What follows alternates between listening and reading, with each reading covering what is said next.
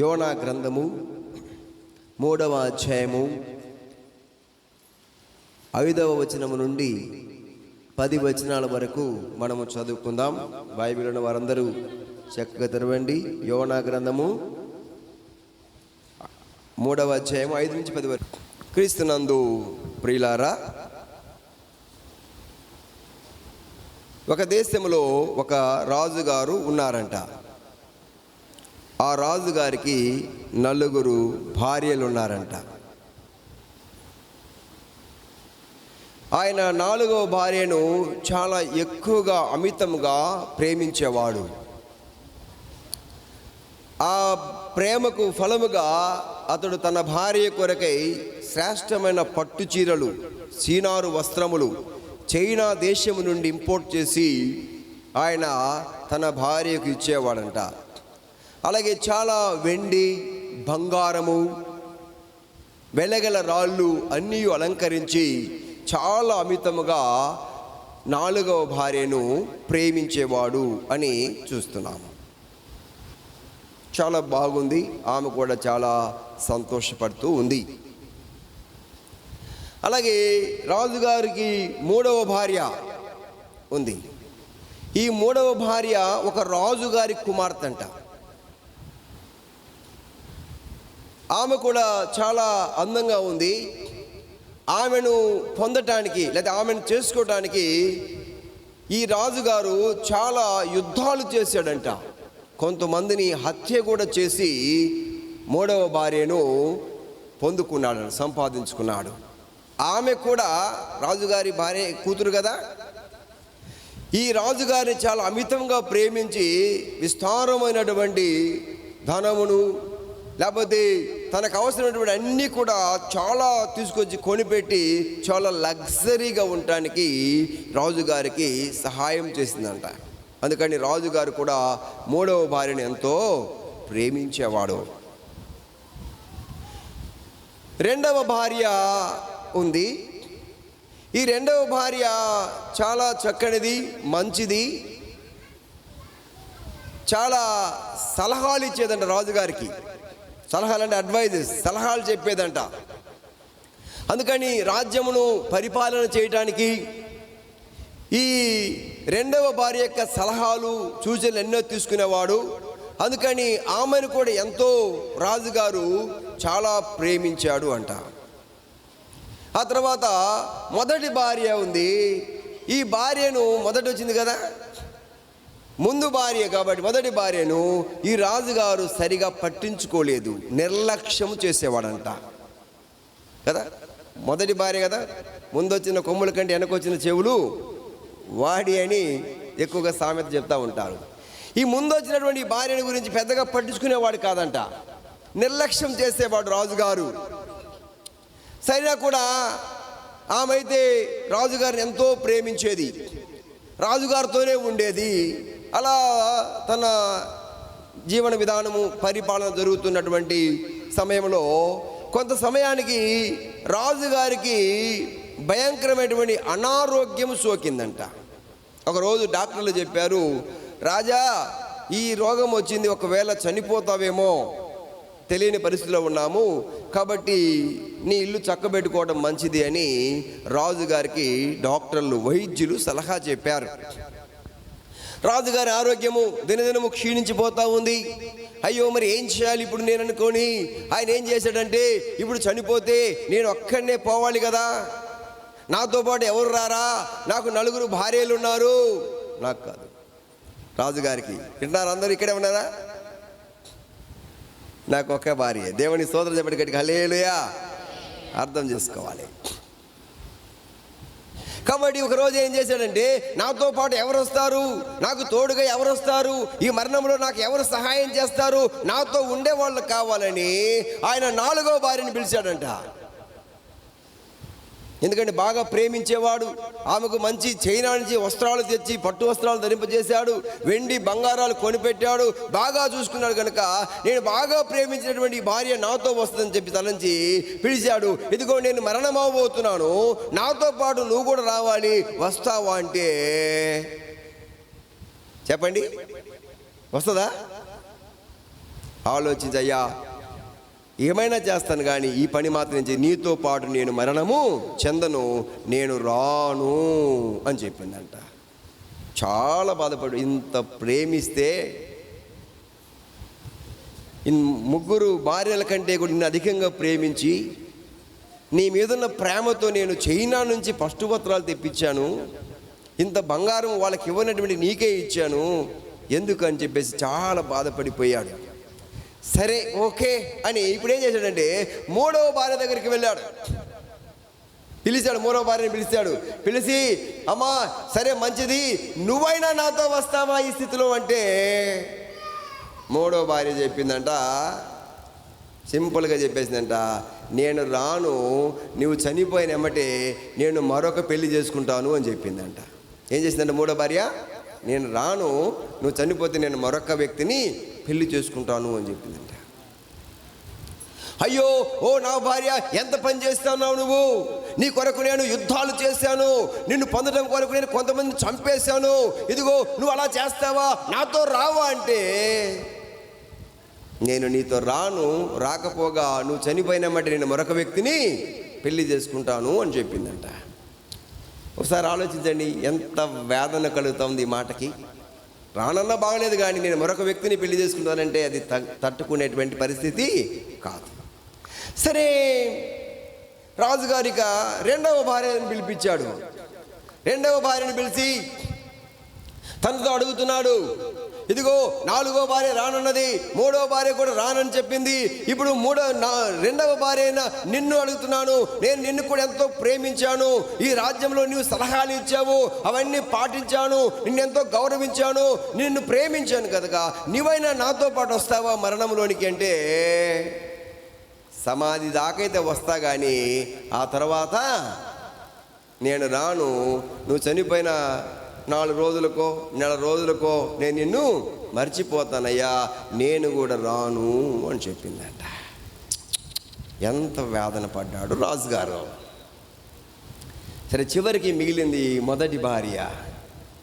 ఆమెను పిలిచాడంట. పిలిచి అమ్మా అన్నీ విన్నావు కదా, ఇప్పుడు నీ సంగతి ఏమిటి, నేను నిన్ను చాలా నిర్లక్ష్యం చేశాను, నిన్ను నేను ప్రేమించలేకపోయాను, నీ కొరకు ఏమీ చేయలేకపోయాను, మరి నీవైనా నాతో వస్తావా, నేను నిన్ను ప్రేమించబోయి నువ్వు నన్ను ప్రేమిస్తున్నావని నాకు అర్థమైంది, నువ్వైనా నాతో వస్తావంటే అప్పుడు మొదటి భార్య చెప్పిందంట, నీవు నన్ను విడిచిపెట్టినా నేను నిన్ను విడిచిపెట్టను, నీతో పాటు మరణంలో కాదు ఎక్కడికైనా వస్తానని చెప్పిందంట. దేవునికి స్తోత్రం చెప్పండి గట్టిగా, హల్లెలూయా. ఫస్ట్ వైఫ్, మొదటి భార్య, నీతో పాటే నేను ఉంటాను, నిన్ను విడువను, ఎన్నడూ ఎడబాయను, మరణంలో కూడా నీతో వస్తానని చెప్పిందంట. దీనిని బట్టి మీకు లేదా మనకి ఏమర్థమవుతుంది, లోకంలో ప్రతి వ్యక్తికి కూడా 4 భార్యలు ఉంటారు. పెద్ద ప్రశ్న మీకు అర్థం కావాలి. స్త్రీలు అని లేదు, పురుషులని భేదం లేదు, కానీ మనుషులందరికీ కూడా ఒక్కొక్క వ్యక్తి జీవితంలో 4 భార్యలు ఉంటారు. 4 భార్యలు. మొదటి భార్య ఎవరో మీకు తెలుసా? మొదటి భార్య అనగా నీ శరీరము. మన శరీరమే మొదటి భార్య, ఫస్ట్ వైఫ్. ఏంటట? మన శరీరము. ఈ శరీరమును పోషించడం కొరకు, ఈ శరీరమును ధరించుకునే కొరకు, ఈ శరీరమును అలంకరించుకునే కొరకై మనము చాలా ఖర్చు పెడుతూ ఉంటాము కదా. ఎప్పుడు ఏమి తిందుమా, ఏమి త్రాగుదుమా, ఏమి ధరించుకుందుమా, ఏమి అలంకరించుకుందుమా, నిత్యము మనము ఆలోచన చేసేది మన శరీరం గురించే. మనం మీటింగ్ కూడా వచ్చేటప్పుడు మనం 10 మందిలోకి వెళ్తున్నాము, మీటింగ్లోకి వెళ్తున్నాము, చాలా శుభ్రంగా ఉండాలి, విలువైన బట్టలు ధరించుకోవాలి, ఇలాంటి ఆలోచన చేసేది. మొదటి భార్య మన శరీరము. పిల్లలు మీరు ఆలోచిస్తున్నారని అనుకుంటున్నాను. ఈ శరీరము మనం చనిపోయినప్పుడు శరీరము తన దారి తాను చూసుకుంటుంది, కానీ పిల్లరా అది నీతో పాటు రాదు. మూడవ భార్యను మనం గమనించినట్లయితే, కాదు మూడో భార్య, 4 నుంచి ఎన్ని అటు నుంచి వస్తున్నా. మొదటి భార్య మన శరీరము. రెండవ భార్య మనము సంపాదించినటువంటి ధనము. ఆస్తిపాస్తులు. ఏంటంట? మూడవ భార్య మనం సంపాదించిన ధనము ఆస్తిపాస్తులు. మనము చనిపోయిన తరువాత ఆఫ్టర్ డెత్ మన దగ్గర ఉన్నటువంటి ధనము కానీ ఆస్తిపాస్తులు కానీ ఏవి మనతో రావు. వెంటనే చనిపోయిన వెంటనే అవి ఏమవుతాయి? మరొకరికి ఇవ్వబడతాయి. మన పిల్లలకు కావచ్చు, లేకపోతే మన వారసులకు కావచ్చు, లేకపోతే ఇంకా ఎవరైనా వాటిని తీసుకుంటారు. మూడవ భార్య చెప్పింది, నువ్వు చనిపోయిన వెంటనే నేను వేరే ఒకరిని పెళ్లి చేసుకుంటానని చెప్పింది. మూడవ భార్య ప్రియులారా అనగా మన ఆస్తిపాస్తులు, సంపద. రెండవ భార్య ఏమని చెప్పింది? నీతో పాటు అయ్యా సమాధి దాకా వస్తాను కానీ ఆ తర్వాత మర్చిపోతానని చెప్పింది. మూడవ భార్య ఎవరనగా మన బంధువులు, మన స్నేహితులు. గుర్తుపెట్టుకోవాలి, మన బంధువులు, మన స్నేహితులు. మన బంధువులు స్నేహితులు మనకి లోకంలో ఉన్నప్పుడు చాలా సలహాలు ఇస్తారు, చాలా మంచి మాటలు పలుకుతారు, ఇంటికి వచ్చి పలకరిస్తారు, పరామర్శిస్తారు. చనిపోతే సమాధి దాకా వస్తారు. తర్వాత ఏం చేస్తారు? ఎవరి దారి వాళ్ళు చూసుకుంటారు. 4 రోజులు గుర్తుపెట్టుకుంటారు, 3 రోజులు అయిపోతుంది. మీ ఊర్లో ఎట్ట చేస్తారో తెలియదు. దినాలు పాటించడం కానీ 7 రోజులకు, 9 రోజులకు, 11 రోజులకు ఆ దిన కార్యక్రమాలు అయిపోతాయి. ఆ తర్వాత అందరూ ఎటువంటి వెళ్ళిపోతారు. ఆ తర్వాత అందరూ మనల్ని మర్చిపోతారు. ఇక మిగిలింది నాలుగవది. అంటే మొదటి భార్య. ఈ భార్య ఎప్పుడు కూడా మనలను వదిలిపెట్టదు. నువ్వు ప్రేమించినా ప్రేమించకపోయినా ఎప్పుడు నీతో ఉండేది, నిన్ను అంటిపెట్టుకొని ఉండేది ఏమిటంటే నీ ఆత్మ, లేకపోతే నీ ప్రాణము అని బైబిల్ బోధిస్తుంది. నీ ఆత్మ, నీ ప్రాణము. గుర్తుపెట్టుకోవాలి అందరూ, నీ ఆత్మ లేకపోతే నీ ప్రాణము. ఆత్మ.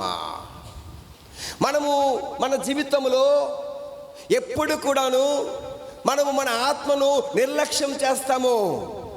మనము దానిని పట్టించుకోము, మనము దానిని పోషించుకోము. దాని గతి ఏమిటో మనం ఆలోచించము. కానీ ఎప్పుడు కూడాను ఆ 3 గురించి ఆలోచిస్తాము. ఏమిటంటే శరీరం గురించి ఆలోచిస్తాము, రెండవది ఆస్తిపాస్తుల గురించి ఆలోచిస్తాము, బంధువులు స్నేహితుల గురించి ఆలోచిస్తాం. కానీ మన ఆత్మను అనగా మన ప్రాణమును మనము ఎప్పుడు కూడా సరిగ్గా పోషించము. దాని గురించి నిర్లక్ష్యం చేస్తూ ఉంటాము. ఎందుకంటే అది మనతో ఏమీ మాట్లాడదనుకుంటాము.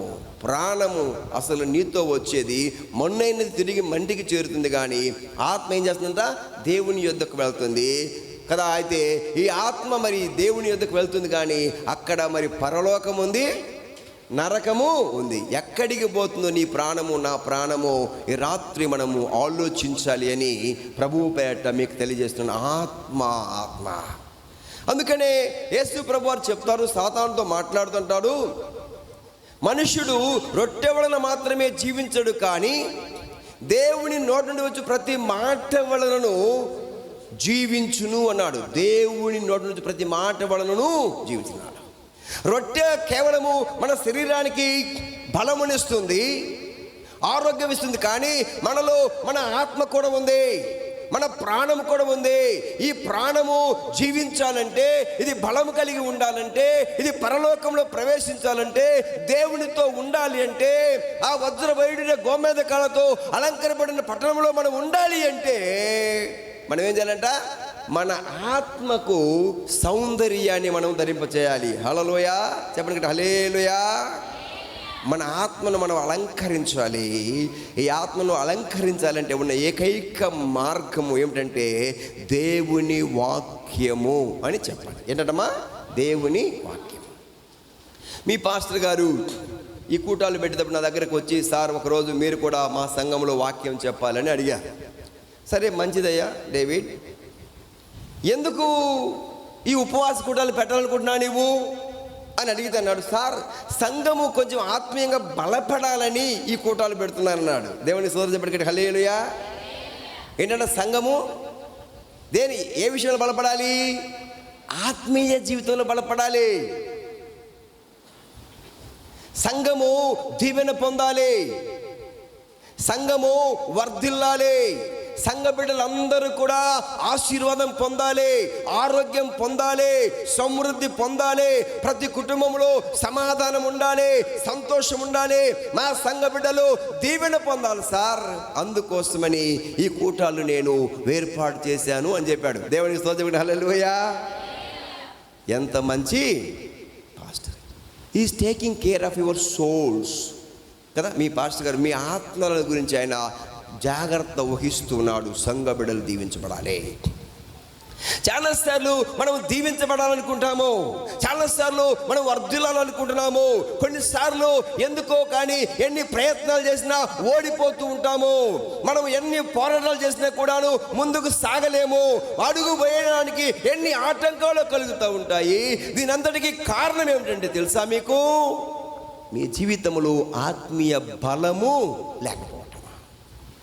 అందుకనే 3వ యోహాను పత్రిక 2వ వచనంలో అంటాడు, యోహాను గారు గాయకు ఉత్తరం రాస్తూ, ప్రియుడా నీ ఆత్మ వర్ధిల్లుచున్న ప్రకారము నీవు అన్ని విషయములలో వర్ధిల్లుచు సుఖముగాను సౌఖ్యముగాను ఉండాలని నేను కోరుకొనుచు ప్రార్థన చేస్తున్నాను అన్నాడు.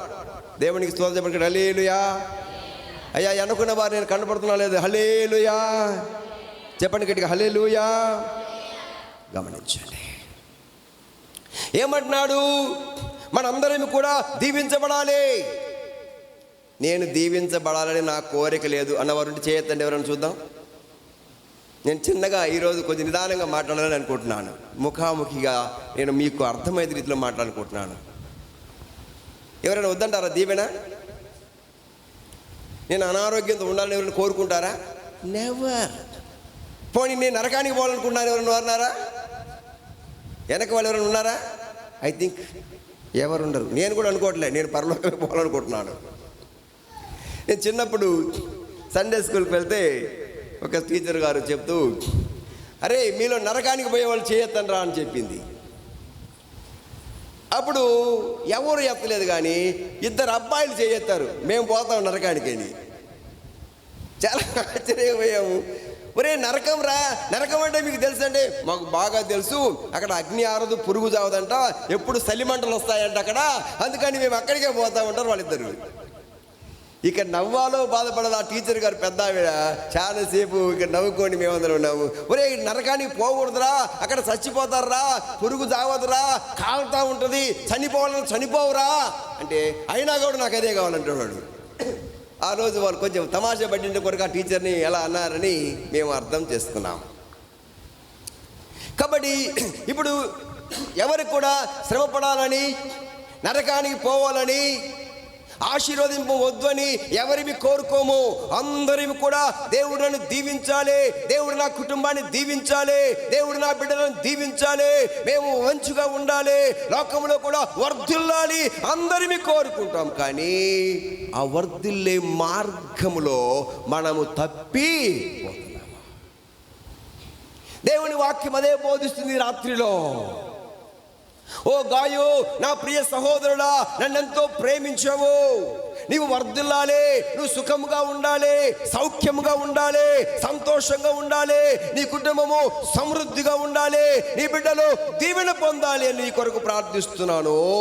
అయితే ప్రియుడా, నా ప్రియమైనటువంటి సోదరుడా, నీ ఆత్మ వర్ధిల్లుచున్న ప్రకారము నీవు అన్ని విషయములలో వర్ధిల్లుచు సౌఖ్యముగాను ఉండవలనని ప్రార్థన చేస్తున్నాడు. ఈ రాత్రి క్రీస్తునందు ప్రియమైనటువంటి దేవుని సంగమా, దేవుని ప్రజలారా, ఉపవాస కుటుంబంలో మనము చివరి రాత్రిలో ఉన్నాము. నీ జీవితము దీవెన పొందాలి, మీరు ఆశీర్వాదం పొందాలి, అభివృద్ధి చెందాలి, లోకంలో కూడా ఉన్నతంగా బ్రతకాలి, ఆరోగ్యం కలిగిన వారిగా బ్రతకాలి, ఏ మేలు కొదవ లేకుండా సమృద్ధిని మనం అనుభవించాలి అంటే మనము ఆత్మీయముగా ముందు వర్ధిల్లాలి. ఏం చేయాలమ్మా? ఆత్మీయంగా వర్ధిల్లాలి. మరి మనము ఆత్మీయంగా ఎలా వర్ధిల్లుతాము? ఇప్పుడు ప్రశ్న, ఆత్మీయంగా మనం ఎలా వర్ధిల్లుతామో? కొంతమంది ఆదివారం వస్తే ముందు ఏం చేస్తారంట? చర్చికి రాకుండా పనికి వెళ్ళిపోతారు. పనికి ఎందుకు వెళ్ళేది? పనికి వెళ్ళాలి తప్పకుండా అందరూ, కానీ ఆదివారం వెళ్ళకూడదు. ఇది గుర్తుపెట్టుకోండి. పనికి ఆదివారం కూడా పనికి వెళ్తున్నామంటే మనము దేవుని యందు నమ్మకం లేని వారము. మనము మన ఆత్మను పోషించుకోవాలి. మన ఆత్మ ఎలా పోషించబడుతుంది చెప్పండి? ఎలా పోషించబడుతుంది అమ్మా? వాక్యము ద్వారా, అంతేనా? మనుషుడు రొట్టె వలన కాదు కానీ దేవుని నుంచి ప్రతి మాట వలన జీవించునన్నాడు. నువ్వు ఎన్ని టీవీలో వాక్యం విన్నా, ఎన్ని సెల్ ఫోన్లో వాక్యం విన్నా, దేవుడి మందిరానికి రాకుండా, దేవుని సన్నిధిని ప్రేమించకుండా, దేవునికి చెందవలసిన కానుకను నువ్వు దేవునికి ఇవ్వకుండా నేను ఆత్మీయంగా వర్ధిల్లుతాను అనుకోవటము అది పొరపాటు. ఏ వ్యక్తి కూడాను ప్రియరా ఆత్మీయంగా వర్ధిల్లాలి అంటే, నీ ఆత్మను కాపాడుకోవాలంటే ఎన్ని పనులున్నా సరే ఆదివారము దేవుడు నన్ను ప్రేమించి నా కొరకు ప్రాణం ఇచ్చి చనిపోయి తిరిగి లేచాడు కనుక నేను దేవుని మందిరములో ఉండాలి అన్న కృత నిశ్చయాన్ని కలిగి ఉండి మనం ఏం చేయాలంటే దేవుని సన్నిధిలో ఉండడానికి మనం ప్రయాస పడాలి. ఇది ఆత్మీయ పోరాటం. ఏ పోరాటం అంట? ఆత్మీయ పోరాటము. వారమంతా ఏ పని ఉండదు, కానీ ఆదివారం వచ్చాలకే మనం పనిలో పడిపోతాము. మన ఆత్మ పోషణ విషయంలో మనం నిర్లక్ష్యంగా ఉంటాము. నువ్వు దానిని వదిలిపెట్టాలని చూస్తావు, కానీ పిల్లరా అది నేను అంటి పెట్టుకొని ఉంటుంది. ఇదిగో నువ్వు ఆత్మీయంగా బలము పొందాలి అనేది దేవుని యొక్క ఉద్దేశం. మత్తయి సువార్తలో ఒక మాట చెప్పడానికి నేను ఇష్టపడుతున్నాను. మత్తయి సువార్త 16వ అధ్యాయము అంటాడు, ఈ బండ మీద పేతురు, ఈ బండ మీద నా సంఘము కట్టెదను, పాతాళ లోకపు ద్వారములు దాని ఎదుట నిలవ నేరవు అన్నాడు. బాగా అర్థం చేసుకోండి. ఏమన్నాడు? అంతేనా? మత్తయి సువార్త 16వ అధ్యాయము 18వ వచనంలో పేతురుతో దేవుడు ప్రభు మాట్లాడుతున్నాడు. చదవయ్యా. ఈ బండ మీద నా సంఘమును కట్టెదను, పాతాళ లోక ద్వారములు దాని ఎదుట నిలువ నేరవు అన్నాడు. పాతాళ లోక ద్వారములు, అంతేనా? పాతాళ లోకము. పాతాళ లోకం అంటే సింపుల్గా అర్థమవడానికి నరకము అని అర్థము, అంతేనా? పాతాళానికి పోతామంటే నరకము. ప్రభు తన సంఘముల గురించి మాట్లాడుతున్నాడు. సంఘము అనగా క్రీస్తు యొక్క శరీరము. సంఘము అనగా క్రీస్తు యొక్క శరీరము. సంఘములో క్రీస్తు శిరస్సై ఉన్నాడు. మనమంతా కూడా ఆయన సంఘములో అవయవములమై ఉన్నామని ప్రియులారా ఎఫెసీ పత్రిక చాలా స్పష్టంగా చెప్తుంది. సంఘము అనేది సజీవమైన రాళ్ల చేత కట్టబడాలి అని వాక్యం చెబుతుంది. సంఘం ఏంటంట? సజీవమైన లివింగ్ స్టోన్స్. సంఘము అంటే మందిరం కాదు. మందిరం అంటే ఇది దేవాలయం. మనకు కనపడేటువంటి బిల్డింగ్ని ఏమంటారు? మనము మందిరము, దేవాలయము అని మనం పిలుస్తాము. సంఘము అంటే ఏమిటి? సంఘము అనగా మన అందరివి, నీవు నేను సంఘములో మనందరివి కూడా అవయవములుగా ఉన్నాము. సంఘము అనగా సజీవమైన రాళ్ళు. దేవుడు కోరేది, ప్రభు కోరేది ఏమిటంటే, ఆయన ఈ లోకానికి ఎందుకు వచ్చాడంటే సంఘమును కట్టడానికి వచ్చాడు, సంఘమును స్థాపించడానికి ఆయన వచ్చాడు అని ప్రభువు పేరట మీకు తెలియజేస్తున్నాను. ఆయన ఒక మతమును స్థాపించడం కొరకు రాలేదు. దేవుని కొరకు మనం ఒక సంఘముగాను, దేవుని కొరకు మనం ఒక రాజ్యముగా ఉండాలని యేసు ప్రభువారు ఈ లోకానికి వచ్చి మనందరి పాపము కొరకై ఆయన కలువరి శిలువలో తన రక్తమును కార్చాడు. మన కొరకు తన ప్రాణమును అర్పించాడు. ఆయన చనిపోయి సమాధి చేయబడి తిరిగి లేచాడు. హల్లెలూయా చెప్పండి గట్టిగా, హల్లెలూయా. ప్రియులారా, దేవుని బిడ్డ, ఈ యొక్క రాత్రికాల సమయంలో ఆలోచిస్తున్నావా? సంఘము అనగా ఎవరు? సంఘం అనగా నీవే. సంఘం అనగా నీవే.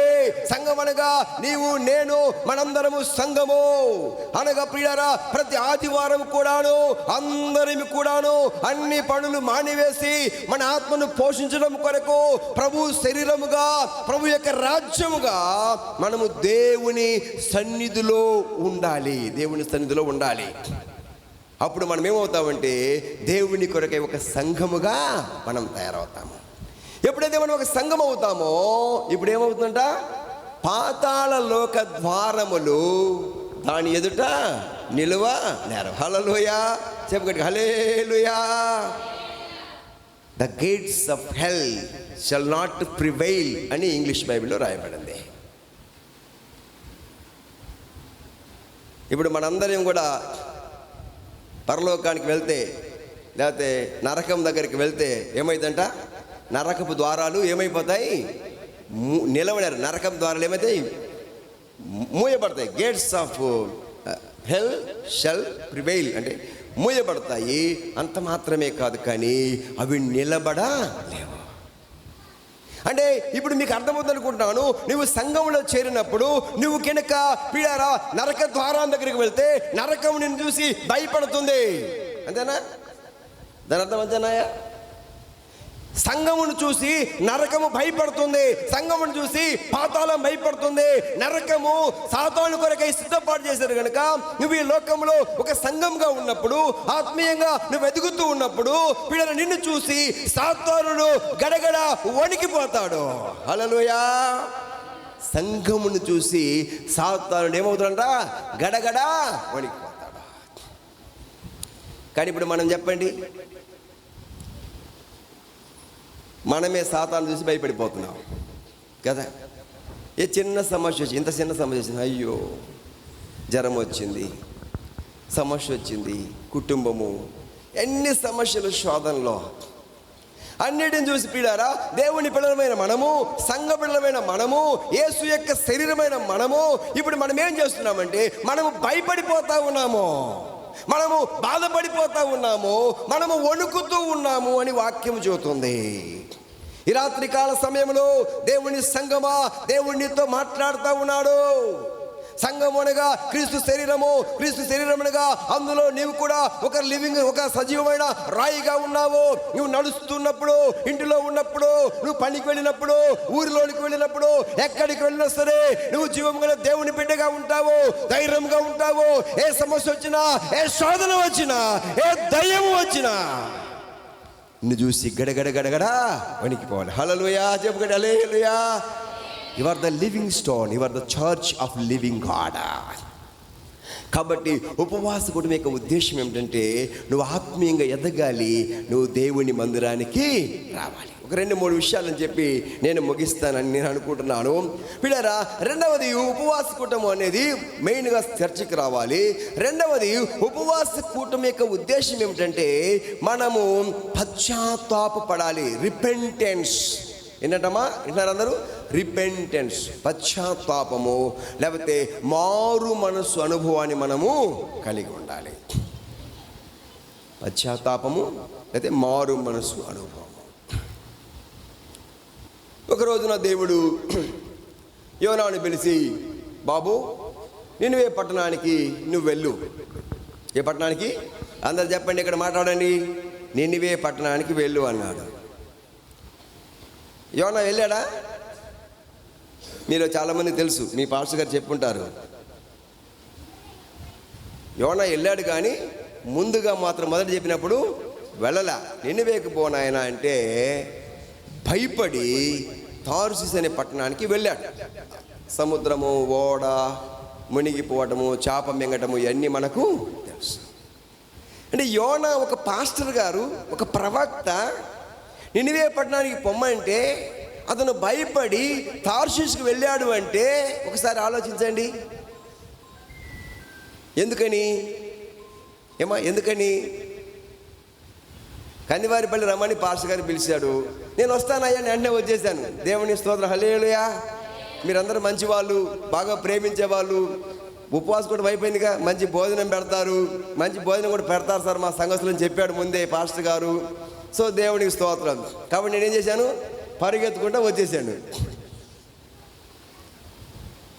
మరి నినివే పట్టణానికి పొమ్మంటే యోనా భయపడి, వాక్యం చూస్తుంది, భయపడి అతను తార్షీషుకు పోయాడంట. వేరే పట్టణానికి పోయాడు. కందివారిపల్లి బొమ్మంటే ఆ ఊరు నేను పోను అని ఇంకొక ఊరు పోయాడంట ఆయన. చాలా ఆశ్చర్యంగా ఉంది కదా.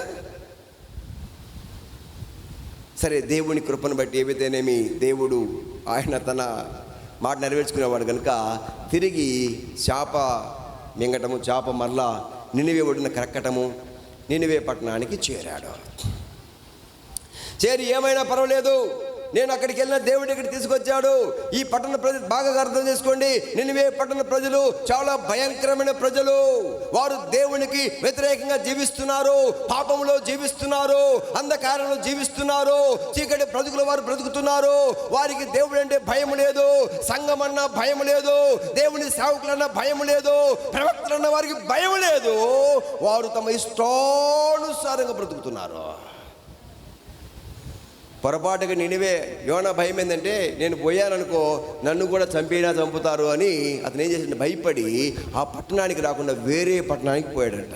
అంటే మీకు అర్థమవుతుంది ఎంతో భయంకరమైనటువంటి పాపభూయిష్టమైన పట్టణము నినివే పట్టణము. 120,000 మంది ప్రజలు ఆ పట్టణంలో అప్పుడు జీవిస్తున్నారు. అయితే దేవుడు తన ఉద్దేశాన్ని నెరవేర్చుకునే దేవుడు కనుక యోనాను తిరిగి నినివేకు పంపించాడు. ఇప్పుడు యోనా ప్రియులారా నినివే పట్టణానికి వచ్చి 3వ దినం రాయబెట్టాడు. 3 దినములు ప్రయాణము చేసి యోనా ప్రకటిస్తున్నాడు. ఓ నినివే పట్టణ ప్రజలారా, బాగా ఆలకించండి. ఈ పట్టణం మీదకి దేవుని ఉగ్రత రాబోతా ఉంది. 40 రోజులలో ఈ పట్టణము పాడైపోతుంది. ఇదిగో మీరు అందరూ చనిపోతారు, జాగ్రత్త. దేవుని ఉగ్రత ఈ పట్టణం మీదకి వస్తూ ఉన్నదని పిల్లరా భయపడకుండా ఏమైనా పర్వాలేదని 3 దినాలు ప్రయాణం చేసే పట్టణం నడుస్తూ యువకులకి తిరిగి దేవుని వాక్యం ప్రకటించాడు. ఇదిగో ఉగ్రత రాబోతుంది, జాగ్రత్త అని ఒక హెచ్చరికను యోనా ప్రవక్త ఆ పట్టణంలో ప్రకటన చేశాడు. అప్పుడు ఆ పట్టణ ప్రజలందరూ కూడా 5వ వచనం చదువమ్మా, 3:5లో నేను ఏ పట్టణం వారు అమ్మా దేవుని యందు విశ్వాసముంచి ఉపవాసనము సాటించి గనులేమి అల్పులేమి అందరూ గోనె పట్ట కట్టుకొనిరి. ఆ సంగతి నినివే రాజులకు వినపడినప్పుడు అతడును తన సింహాసనం మీద నుండి దిగి తన రాజవస్త్రములను తీసివేసి గోనె పట్ట కట్టుకొని బూడిదలో కూర్చుండెను.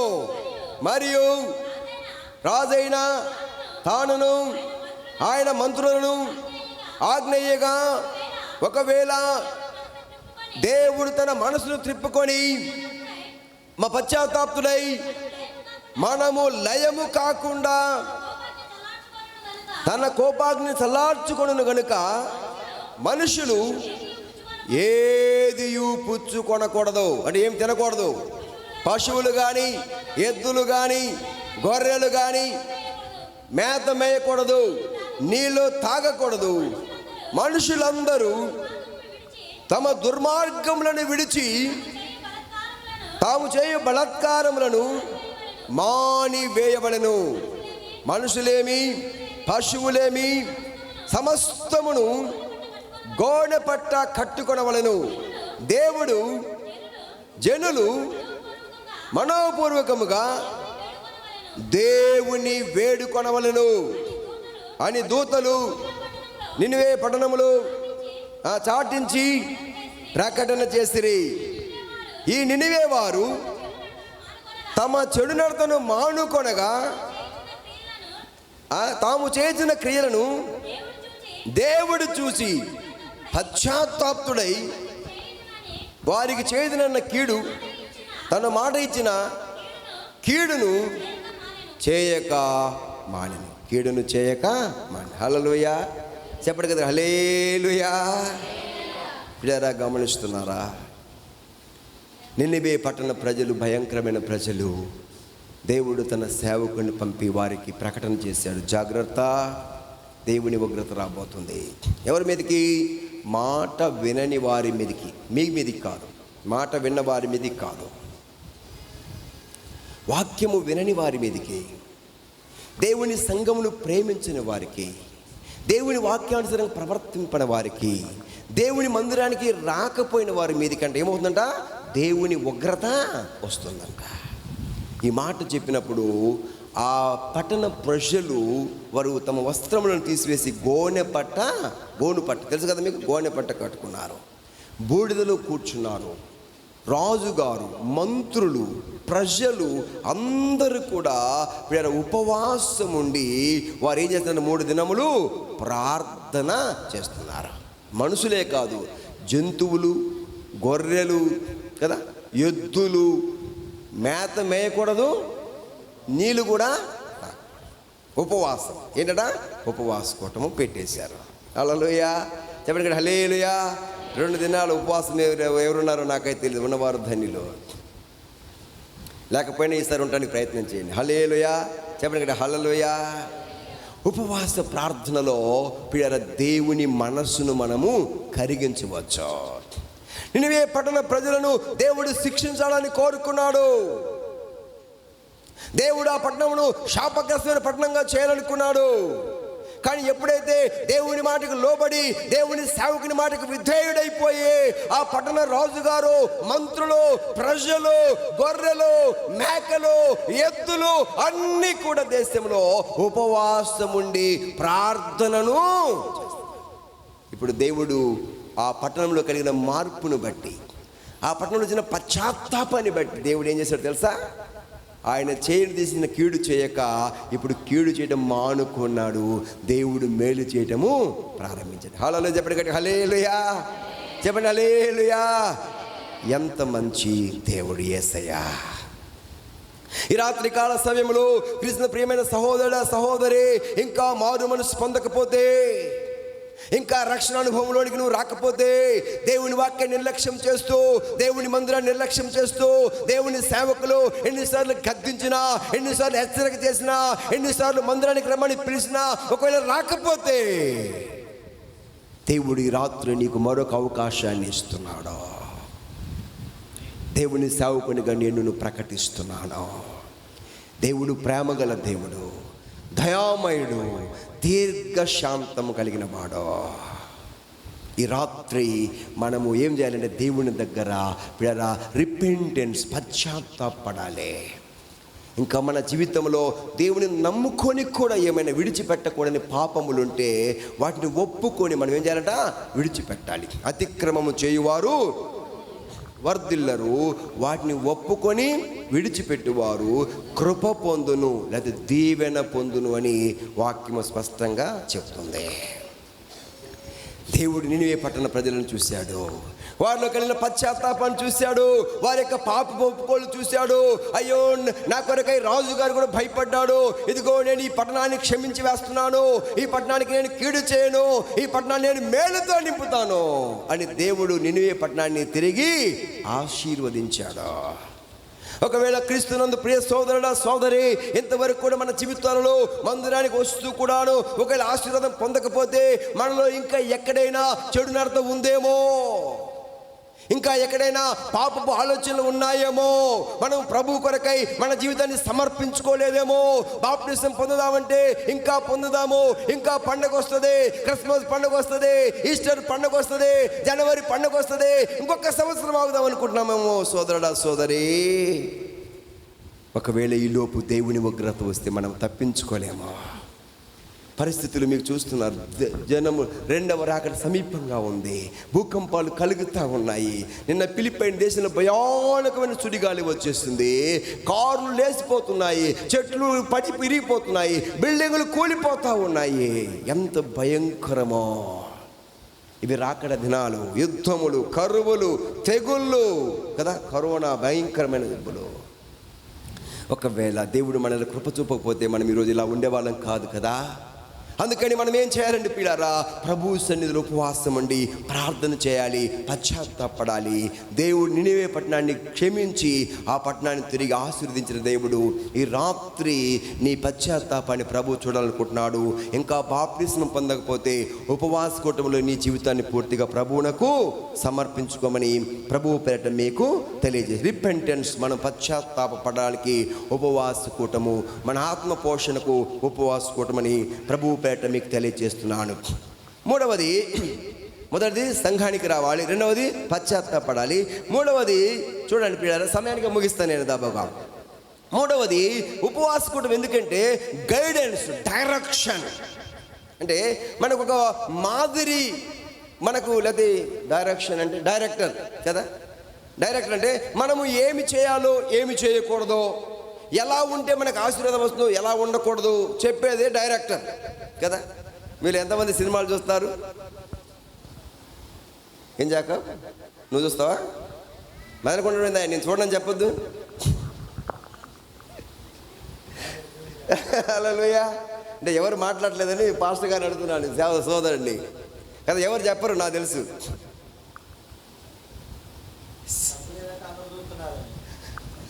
నాకు తెలుసు మీ పాస్టర్ గారు అంటున్నారమ్మా, నేను మిమ్మల్ని అంటలేదు. ఎవరికి తెలుసుకోవడానికి మీ యొక్క రెస్పాండ్ నేను చూస్తా ఉన్నాను. సినిమా ప్రస్తుతం అంతా సినిమానే. నువ్వు వద్దనుకున్న ఒక్కోసారి నీ ఇంట్లోకి వచ్చేస్తుంది. ఆల్రెడీ టీవీలు ఉన్నాయి కదా, అందరి ఇంట్లో పడతాయి. ఇప్పుడు టీవీలతో పని లేదు, నువ్వు ఏడన్నా ఆడే సినిమా. అంటే అది సెల్ ఫోన్. ఎక్కడికి వచ్చినా నవ్వుకోవటము. మనుషులు కూడా మాట్లాడుకోవడం మానేశారు ఇటీవల. దగ్గర ఉన్న వాళ్ళతో ఎవరు మాట్లాడరు, అందరు ఇంట్లో ఉంటారు. భార్య భర్త పిల్లలు అందరూ ఉంటారు, కానీ వీళ్ళు ఎవరు మాట్లాడుకోరు. అందరూ సెల్లులో చూసుకుంటా కూర్చుంటారు. ఎవరన్నా ఫోన్ చేస్తే వాళ్ళతో మాట్లాడతారు. అరే ఏంటి, ఎట్లున్నావు, తిన్నావా, తినలేదా? ఏమి లేదు. మొన్న ఊర్లో చెన్నై పట్టణంలో అందరు ఇంట్లో కూర్చొని టీవీ చూసి సీరియల్ చూస్తున్నారంట. సీరియల్ చూస్తున్నారు. సీరియల్స్ టీవీలో వస్తాయి, సినిమాలు లాంటివి అవి కూడా చూస్తూ ఉంటే ఆ ఇంట్లోకి 4 వ్యక్తులు వచ్చి కారులో దిగి చక్కగా తలుపు తీసి ఇంట్లోకి వెళ్ళిపోయి ఇంట్లో ఉన్న 9 లక్షల రూపాయల డబ్బులు, దాదాపుగా 1 కేజీ బంగారము మొత్తం తీసుకొని చిన్నగా వాళ్ళు వెళ్ళిపోతున్నారు. వెళ్ళిపోయేలోపు వీళ్ళు అంతా ఇదే చూస్తున్నారు. ఏం చూస్తున్నారు? బాగా ఇంట్రెస్టింగ్ సీరియల్ చూస్తున్నారు. మరి ఏదో దాని పేరు ఏదో తమిళనాడు కదా, నాకు తెలియదు. చూస్తూ ఉన్నారనమాట. వాళ్ళు పోతూ ఉంటే తీసుకొని వెళ్ళిపోతుంటే ఎవరో ఏందో శబ్దం అయిందని చూస్తున్నారంట. ఇటు చూసారు, 4 వెళ్ళిపోతున్నారు. వచ్చారు, తీసుకున్నారు, వెళ్ళిపోతున్నారు. టకటక వాళ్ళు కారుకి వెళ్ళిపోతున్నారు. వెళ్ళిపోతుంటే వెళ్ళిపోయినారు. ఎవరు అనుకునేటప్పుడు చూస్తే అటు పైకి పోయి చూస్తే బీరుబా తెలిసి బంగారం వెళ్ళిపోయింది. చూసారా? 9 లక్షల రూపాయలంట. మరి పెళ్లికి తెచ్చి పెట్టుకున్నారో తెలియదు, మొత్తం పోయింది. పేపర్లో వచ్చిన న్యూస్ ఇది. జస్ట్ పోయిన వారంలో జరిగినటువంటి సంఘటన ఇది. చూసారా టీవీ ఎంత ప్రభావం చెప్పిందో. ఆ తర్వాత వాళ్ళు అయ్యో అయ్యో ఇక ఎటుపోయిందో, అయ్యో అయ్యో అయ్యో అయ్యో అయ్యయ్యో పోలీస్ స్టేషన్కి వెళ్ళారు. పట్టపగలు మిట్ట మధ్యాహ్నము దొంగలు ఇంట్లోకి వచ్చి బంగారం తీసుకెళ్తుంటే, ఇదిగో డబ్బులు తీసుకెళ్తా ఉంటే, ఇళ్ళంతా లూటి చేసి తీసుకెళ్ళిపోతూ ఉంటే వీళ్ళందరూ కూడా టీవీనే చూస్తున్నారు. ఎంత ప్రభావం! పోలీసులు చెప్తే కూడా వారు కూడా నవ్వుతున్నారు. అసలు వీరు ఏం మనుషులు! పట్టపగలు ఎలా వచ్చారు? అరే టీవీ చూస్తుంటే మాత్రం కనీసం ఒక్కళ్ళని చూడాలి కదా. ఏదో వచ్చింది, దాని అంటే క్లైమాక్స్. మంచి విధిలో ఉన్నారంట వాళ్ళు. పాపం కేసు పెట్టారు, అన్నీ అయిపోయినాయి. ఇక ఇప్పుడు కూడా కుర్రో మురుగుంటారు. ఇంత మటుకు దొంగలు ఎవరో. ఈ సినిమా ప్రభావము ఎంతో భయంకరమైనది. ఒక డైరెక్టర్ ఉంటాడు, దానికి దర్శకత్వము, అంతేనా? డైరెక్టర్ అంటే అతను ఏం చేస్తాడంటే దీన్ని అంతా తను సొంతంగా క్రియేట్ చేసి దాన్ని ఒక విధంగా నడిపిస్తాడు. ఈ ప్రజలు కూడా ఎంత దానికి అడ్మైర్ అయిపోతారంటే దొంగలు ఇంట్లో దోసుకుపోయినా కూడా వాళ్ళకి గుర్తురాట్లేదు. అంత భయంకరమైనది అన్నమాట. ఒక డైరెక్టర్ దాన్ని నడిపిస్తాడు. ఈ రాత్రి కాల సమయంలో నిన్ను ఎవరు నడిపిస్తున్నారు అనేదే నా ప్రశ్న. అది చెప్పడానికి నేను ఇంత ప్రయత్నం చేస్తున్నాను. నీవు ఎవరి డైరెక్షన్ నడుస్తున్నావు? నీ భర్త డైరెక్షన్లోనా, నీ భార్య డైరెక్షన్లోనా, లేదా సంఘం యొక్క డైరెక్షన్లోనా, పాస్టర్ గారి యొక్క డైరెక్షన్లోనా, లోకం యొక్క డైరెక్షన్లోనా, దేవుని యొక్క డైరెక్షన్లోనా? ఎవరి డైరెక్షన్లో నువ్వు ఉన్నావు? నువ్వు ఎలా ప్రయాణం చేస్తున్నావు లోకంలో? మన ఇష్టానుసారంగా మనం ప్రయాణం చేసి లోకంలో ఎవరో నడిపిస్తున్నారులే. నీ లోకంలో ప్రియులరా, ఏమి తిందుమా, ఏమి త్రాగుదమా, ఏమి ధరించుకుందుమా? లోకంలో మన శరీరాశ, నేత్రాశ, జీవపుటంబము ఇవి తండ్రి వలన పుట్టినవి కావు. ప్రియులారా, మన డైరెక్టర్ ఎవరు? అయితే మనం ఇప్పుడు ఏం చేయాలంటే ప్రియులారా, చాలా మంది ప్రియులారా దేవుని వాక్యమును గుర్తెరగక ఇష్టానుసారంగా జీవిస్తూ వారి సొంత డైరెక్షన్లో వారికి ఇష్టమైన చేస్తూ వారి ఇష్టానుసారంగా వెళ్ళిపోతున్నారు. పురుషులైతే త్రాగుబోతులు, తిరుగుబోతులు, తిట్టుబోతులు, తిండుబోతులు, ఎవడు ఏం చెబుతుంది ఇష్టానుసారమైనటువంటి జీవితాన్ని వారు జీవిస్తారు. మనకు ఒక డైరెక్షన్ లేదు కనుక మనము దీవెన పొందటం లేదు అని వాక్యము మనకు బోధిస్తుంది. ఒక మాట చదువుతాను నేను, చూడండి. అపోస్తుల కార్యములు 13వ అధ్యాయము 2 నుండి 4 వచనాలు మనం చదువుకుందాం. లేదా మొదటి నుంచి 4 వచనాలు చదువుకుందాం. అపోస్తుల కార్యములు 13వ అధ్యాయం. అమ్మా, అంతియోకయ సంఘం, అంతియోకయలోనున్న సంఘములో బర్నబా, సుమియోను, కురేనీయుడైన లూకియా, శత్రువు హేరోదుతో కూడా ఉన్న మన యేసు సౌలను, ప్రవక్తలను, బోధకులను ఉండిరి. వారు భాగ్యమాడినండి, వారు ప్రభువును సేవించుచు ఉపవాసము చేయుచుండగా పరిశుద్ధాత్మ, నేను పరిశుద్ధాత్మ చెప్తాను, నేను బర్నబాను సౌలును పిలిచిన పని కొరకు వారిని నాకు ప్రత్యేక పరుషుడని వారితో చెప్పెను. అంతటా వారు ఉపవాసముండి ప్రార్థన చేసి వారి మీద చేతులు ఉంచి వారిని పంపిరి. అందరూ ఒక మాట చెప్పండి, వారిని పంపిరి. అంతియోకయ సంఘములో బర్నబా, సుమియోను, మన యేసు, సౌలు ఇంకా కొంతమంది అక్కడ ఉన్నారు. వారందరూ కూడా ప్రభువును సేవించుచు అని వ్రాయబడింది. దేవుని స్తోత్రం చెప్పండి, హల్లెలూయా. వారందరూ ఏం చేస్తున్నారు? సంఘంలో ప్రభువును సేవించుచు ఉపవాసం ఉండి ప్రార్థన చేస్తున్నారు. అంతే ఉందయ్యా బైబిల్లో.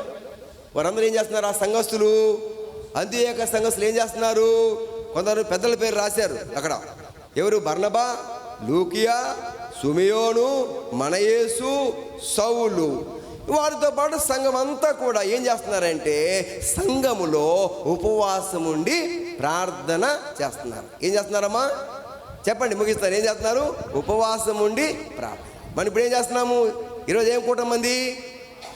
ఉపవాస కూటం. మధ్యాహ్నం ఏం కూటము? ఉపవాసం. నిన్న 2 కూటాలు కూడా ఉపవాసం. మనందరూ ఇప్పుడు ఏం చేస్తున్నారు? మీరందరూ ఉపవాస కూటం. ఉపవాస కూటం దేవుని సేవిస్తూ ఉన్నారు.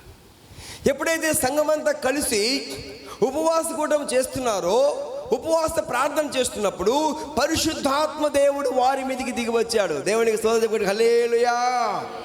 పరిశుద్ధాత్మ మీ మీదకి వచ్చినప్పుడు మీరు శక్తి పొందుకుంటారు. పరిశుద్ధాత్మ మీ మీదకి వచ్చినప్పుడు మిమ్మల్ని సర్వ సత్యములోనికి నడిపిస్తాడు. పరిశుద్ధాత్మ మీకు మార్గమును చూపిస్తాడు అని వాక్యము స్పష్టంగా చెప్తుంది. 32వ కీర్తన 8వ వచనం అంటాడు, నీకు ఆలోచన చెప్పేదను, నీకు ఉపదేశము చేసేదను, నీవు నడవలసిన మార్గమును నేను నీకు చూపించేదను, బోధించేదను అని దేవుడు వాక్యములో వ్రాయించాడు. మనల్ని ఎవరు నడిపించాలి? పరిశుద్ధాత్మ దేవుడు మనల్ని నడిపించాలి. మన ఆలోచన దేవుని ఆలోచన ఉండాలి. మన తలంపులు దేవుని ఆలోచన ఉండాలి. మన నడవడిక దేవుని మార్గమై. కానీ మనము దేవుని మార్గము తప్ప అన్ని మార్గాల్లోకి వెళ్తాము. అందుకనే అంత్యోదయ సంఘస్థులు, ఇదిగో మనం లోకములో నుండి వేరు చేయబడ్డాము, మనం ప్రత్యేకించబడ్డాము, మనం ఆత్మీయంగా ఎదగాలి, దేవుని చిత్తం తెలుసుకోవాలి, దేవుని నడిపి మనకు కావాలి, దేవుని యొక్క మార్గదర్శకం మనకు కావాలి. దేవుడు ఏం చెప్తే అదే చేద్దాము, అది చెయ్యాలి. అది మనకు తెలియాలంటే మనం ఏం చేయాలంట? ఉపవాసం ఉండి, చెప్పండి, ఉపవాసం ఉండి ప్రార్థన చేయాలి. దేవుని స్తోత్రం, హల్లెలూయా. ఉపవాసం కొట్టడానికి మరి ఎంతమంది వస్తున్నారో నాకు తెలియదు. ఈరోజే కాదు, మామూలుగా సంఘంలో జరిగే ఉపవాస కూటాలు శనివారం లేదా మరొకసారి మీరు ఎప్పుడున్నారో నాకు తెలియదు. ఉపవాస కూటంలోనికి వస్తే మీరు దేవుని శక్తి పొందుతారు. పరిశుద్ధ ఆత్మ మిమ్మల్ని నడిపిస్తుంది. ఈ విధంగా వారు ఉపవాస ప్రార్థన చేస్తున్నప్పుడు పరిశుద్ధాత్మ దేవుడు వారి మీదకి దిగి వచ్చాడు. పరిశుద్ధాత్మ దేవుడు ఇప్పుడు మాట్లాడుతూ ఉన్నాడు. ఓ సంగమా, మీకు ఒక విషయం చెప్పాలనుకుంటున్నాను. అదేమిటంటే, నా పని కొరకై బర్నబాను సౌలును మీరేం చేయాలంట?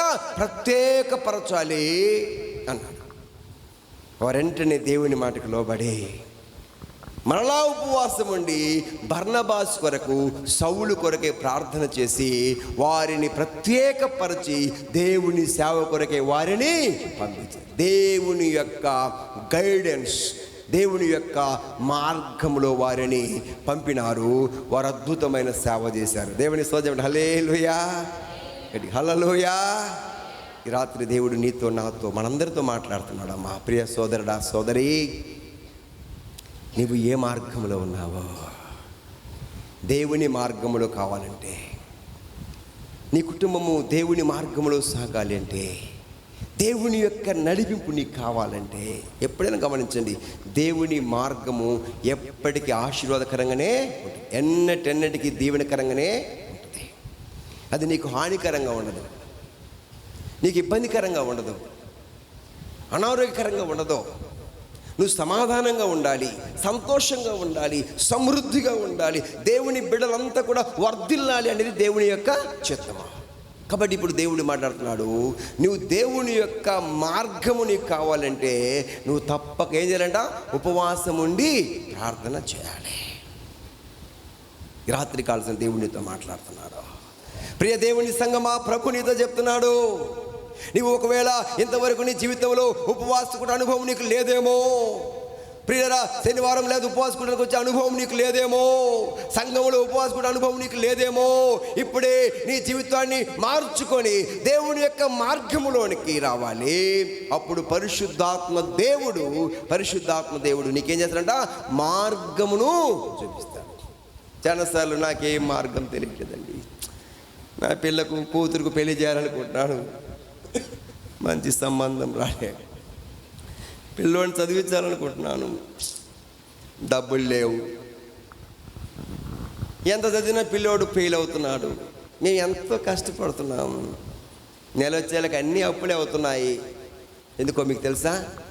మనకు ఒక మార్గము లేదు, ఒక గమ్యము లేదు. మనకు తెలిసినట్టుగానే, మనకు తోచినట్లుగానే మనం జీవిస్తూ ఉన్నాము. అయితే ఈ రాత్రి దేవుడు నీ జీవితాన్ని మార్చాలని, నీ గమ్యాన్ని మార్చాలని, నీవు తిరిగి దీవెన పొందాలని ఈ ఉపవాస కూటమిని ప్రభు ఏర్పాడు. ఆదిమ సంఘాలు పిల్లలు అలాగనే ఉపవాసం ఉండి అంత్యోదయ సంఘం ప్రార్థించినప్పుడు దేవుడు ఒక మార్గమును ప్రభు వారికి వేశాడు అని ప్రభువు పేరట మీకు తెలియజేస్తుంది. 3 అయిపోయినాయి, 4వ మార్గము అయిపోయింది. టైము దేవుడు చూడు, ఒక్క విషయాన్ని చెప్పి ముగిస్తాను. అందరికీ స్వస్థత కావాలి కదా. ఒక రోజున యేసు ప్రభు వారు కొండ దిగి వచ్చాడు, రూపాంతరపు కొండ నుండి. యేసు ప్రభు శిష్యులు దెయ్యంతో పోరాటము చేస్తూ ఉన్నారు. They are fighting. ఓ సైతానా ఎల్బో, ఓ సైతాన్ బోలే. ప్రభు ఈలోపు దిగి వచ్చాడు రూపాంతరపు కొండ. నేను అక్కడికి వెళ్ళి వచ్చాను, రూపాంతరపు కొండకి వెళ్ళి వచ్చాను, ఎక్కి పైకి. ఓహో అబ్బాయి ఎంత ఎత్తుడుదో అది, ఇప్పుడు ఏం చెప్పిన టైం కాదు కానీ చాలా ఎత్తుగా యెరూషలేములో చూసి వచ్చాను. ప్రభు కింద అంతా అడావుడి తిరుగుతూ ఉంది. ఒకటి దెయ్యం బట్టి ఒక పిల్లోడు, యవనస్తుడు, కుర్రోడు అటు ఇటు పొరలాడుతూ ఉన్నాడు. ఏం చేయాలి అర్థం కావట్లేదు. తండ్రి రోదన పడిపోతున్నాడు, ఏడుస్తున్నాడు, అయ్యో నా కుమారుడు, దయ్యము. సరే ప్రభు వచ్చాడు. ఏంటి బాబు ఏమైందంటే, ఆ తండ్రి, అయ్యా ఇది నా పరిస్థితి, వీడికి మీదికి దయ్యం వచ్చినప్పుడు అది నీళ్ళలో పడేస్తుంది, నిప్పులో పడేస్తుంది, ఏమవుతుందో నా పరిస్థితి చాలా హీనంగా ఉందయ్యా. నీ శిష్యుల కాడికి తీసుకెళ్ళాను కానీ వాళ్ళు ఏం సాయం చేయలేదయ్యా, నువ్వన్నా కొంచెం సాయం చేయ ప్రభు అని అడిగారు. అప్పుడు ప్రభు అంటాడు, నమ్మిక ఉంచుము. మార్కు సువార్త 9:7 అంటాడు, నువ్వు నమ్మినట్లయితే నువ్వు దేవుని మహిమ చూస్తామని చెబుతూ, నమ్ముట నీ వలన అయితే నమ్మువానికి సమస్తము సాధ్యమని ప్రభు చెప్పాడు. ఆ తర్వాత ఆ దయ్యంతో చెప్పాడు, మూగవైన చెవిటి దయ్యమా, ఇప్పుడే ఈ బిడ్డను వదిలి పారిపో అని ఆజ్ఞాపించాడు.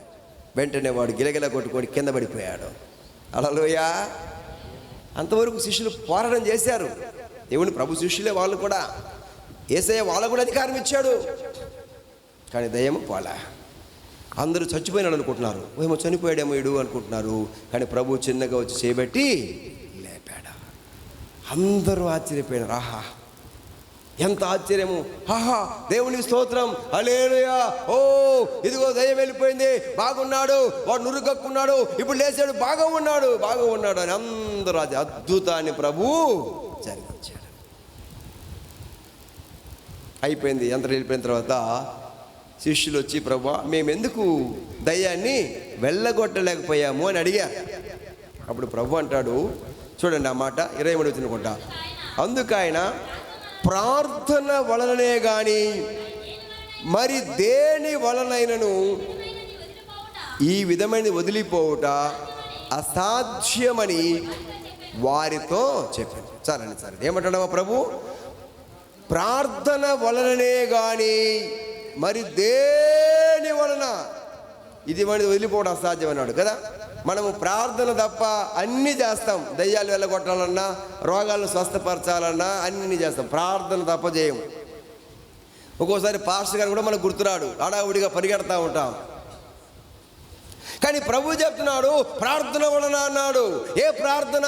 కింద రాయబడిన మాట ఏమిటంటే ఉపవాస ప్రార్థన వలననే అని రాయబడింది. మీరు పుట్టినోట్లో చూస్తే ఆ మాట ఉపవాస ప్రార్థన ద్వారానే తప్ప ఇలాంటి వదిలిపోదని యేసు ప్రభు వారు శిష్యులకు చెప్తున్నారు.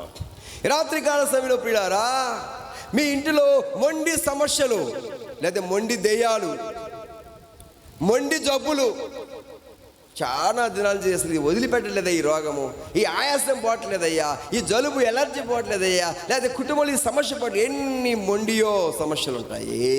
అయితే ఈ రాత్రి దేవుడు నీకు ఒకటే చెప్తున్నాడు, నీ సొంత శక్తితో, నీ భక్తితో కాదు, కానీ దేవుని సన్నిధిలో, యేసు ప్రభు యొక్క సన్నిధిలో, ఆయన మందిరంలో ఉపవాసం ఉండి ప్రార్థన చేసి చూడు, చాలు. అంతే. ప్రాక్టికల్గా మనం ఉపవాసం ఉండి ప్రార్థన చేసుడు. చాలాసార్లు మనం ఏం చేస్తామంటే, పాస్టర్ గారు మా కోసం మీరు ప్రార్థన చేయండి, మేము మాత్రం రాము అంటారు. పాస్టర్ గారు మా కోసం మీరు ఉపవాసం ఉండి ప్రార్థన చేయండి, మేము మాత్రం 3 పూట్ల తిని ప్రశాంతంగా పడుకుంటామంటారు చాలామంది. పాపం పాస్టర్ గారు ఎన్ని రోజులు ఉపవాసం చేయాలి? ఒకరోజు ఒక ఆమె చెప్పే, ఒకరోజు ఇంకొక ఆమె చెప్పే, ఒకరోజు ఇంకొక ఆయన చెప్పా. రోజు పాస్టర్ గారు ఉపవాసుకోవడమేనాయా? చివరికి ఆయన ఏం సేవ చేయాలి కదా, కష్టమే కదా. తినకుండా శరీరాన్ని కూడా మనం పోషించాలి. అయితే ఇప్పుడు మనం ఎవరు ఉపవాసం ఉండాలి బాగా చెప్పండి?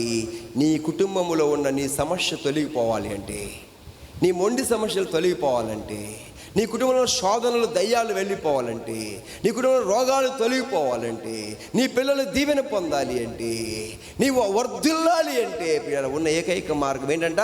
ఉపవాస ప్రార్థన ద్వారానే ఇది సాధ్యం. హల్లెలూయా చెప్పండి, అర్థమైంది? హల్లెలూయా.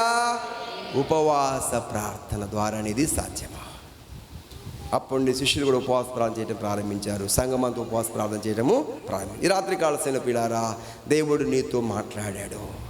ఉపవాస కూటమి యొక్క ముఖ్య ఉద్దేశము ఆత్మీయంగా వర్ధిల్లాలి, మందిరంలో ఉండాలి,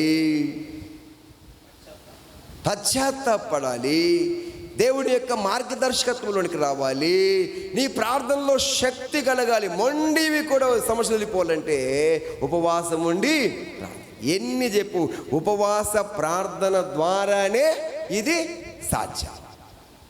ఆ కృపను మీరందరూ పొందుకొని రాబో దినాలలో చక్కగా ఉపవాసం ఉండి ఎక్కువగా ప్రార్థన చేసి ప్రభు ద్వారా మీరు దీవెన పొంది నిత్యము వర్ధిల్లుచు సుఖముగా సౌఖ్యంగా ఉండాలని, మీ సంఘమంతయు వర్ధిల్లాలని, మీ కుటుంబంలో ఉన్న ప్రతి సమస్య తొలగిపోవాలని కోరుతూ దేవుని సేవకునిగా నా మాటలు ముగిస్తున్నాను. దేవుడు మిమ్ములను దీవించునుగాక. ఆమేన్.